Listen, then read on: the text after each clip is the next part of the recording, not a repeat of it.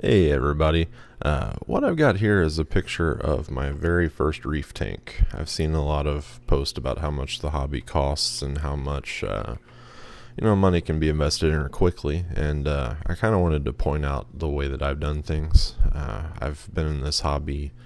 This picture here is, I believe, from summer of 2009. It's my very first saltwater tank that I bought as a setup on Craigslist.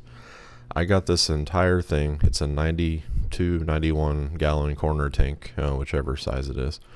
Oceanic, I believe. And it's the bow front. So it's the corner bow. It came with the filter, the power head you see, the return pump, everything you see here, plus a Precision Marine sump below, is everything it came with. And I believe I got it for $600 back then. I didn't get any coral or anything with it, and everything was actually cycled. It was a tank that somebody else had that crashed. It's got halide lights above it, one 250 watt halide to light the entire thing, which is a little bit underdone, so there's some shadows in the corners and stuff. But beautiful tank. I loved having it. I really did well in it for a while, but as you can see from the rock work there, I didn't really know what I was doing. It's just kind of a pile. There's not really a way to get flow in between them, so I didn't take me long to fill up this tank. Where I am in the Houston area, there's a pretty good trading population, so a lot of people here have tanks, and it's very, very easy to get some coral, grow it out, and then trade it for other stuff, and before you know it, you've got a fully stocked tank and you're out of room. So not long after this, I wound up doing a different tank, which I'm going to put up here shortly.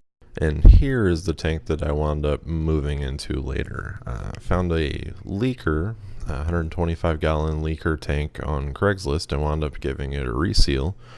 So for $50 and a tube of silicone, I was able to make this monstrosity, and this is just the right half of it. You can see this thing looks like garden ridge. There's corals everywhere, something I didn't really know better than doing then. This is the full tank shot here. And as you can see, it's packed full of corals basically, but do notice there's not many fish, and that's because in this system I went skimmerless. There is no protein skimmer on this, and as you can see, the SPS is growing left and right. You'll see hair algae from here and there, and possibly cyano in the corners and whatnot, but overall it's a healthy tank. Algae is not necessarily a sign of an unhealthy tank. It's just, it doesn't look very appealing to us. It doesn't hurt the fish or corals or anything until it starts shading them out. But with that said, I had this tank going, and I chose to move into this one because the other tank was it was 90 gallons, but it was only about 3 feet from one corner to the other. So as far as real estate goes, left to right, you've got 3 feet of real estate. It's kind of like having a 40 gallon breeder. You can't fit a ton of rock in there and get good flow. It's hard to light. Looks beautiful, but I decided that it was time for something bigger. I was running out of room in that one. So in came the 125. The 125, like I said, I was able to do the tank for $50 plus a $5 tube of silicone. A lot of stuff I traded for. The 3 halides that hang above this thing were actually they were a trade with another hobbyist that really upgraded. He went from like 125 to a 500 gallon tank, and he just wanted to put a bunch of stuff in it. So I had some older colonies that wouldn't fit in my system as well anymore, so I went ahead and just traded those to him for his old lights, because he needed to upgrade to new lights to do bigger and better things. But yeah, I got 2 250 watt halide pendants out of that, is what it was. And I had them pretty high above the tank, and they had good penetration, so it lit the tank beautifully. I was able to grow SPS on the sand bed, so that's fine with me. A lot of these corals that you're seeing now are in there, and I know they're packed kind of tight together. These days I spread it out quite a bit more, and you'll see my rock work in there. It wasn't very porous either. It wasn't conducive for good flow, and later on in this tank I did start to have algae issues.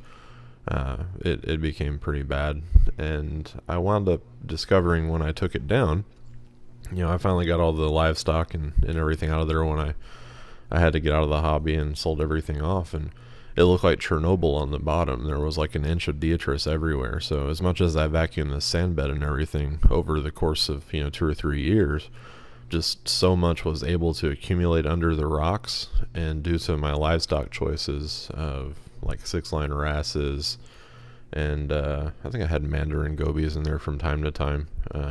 I tried twice with the mandarin goby that I can remember, and neither one of those worked out. I had a ton of pods, but I guess it just decimated them and then starved. They'd never start to eat frozen food. That was before ORA did their stuff. But anyway, there was a ton of detritus, and running skimmerless and everything. I did GFO toward the end, and that helped. But the detritus was just out of control, and it was something that I never saw until I broke the tank down. But like I said, scrolling through here are pictures of some of the corals in the frag system that I had in there. While I had this system up and going, it was actually growing coral so well I had to do 2 other frag tanks. And the 2 other frag tanks I did, for size reference, are the size of a 75-gallon as far as the footprint goes, but they're only 14 inches deep. One of them I actually saved for a display for my next go around in the hobby, and the old frag tank I used to use is my current display right now. And that current display will be the subject of the next video. Apologize for all the pictures, but at the moment, back in that day and age, I didn't have video and sound equipment and whatnot. That's not what I did back then. I didn't even have professional camera gear to speak of. It was just kind of a new thing for digital cameras to be high-end. And it wasn't until 4 to 5 years ago that I wound up with equipment capable of taking pictures of coral and making them look good. To kind of coincide with this video, I'm also making one with the fish that I had back then, and I'm also doing one with the different tank histories, which is what this is.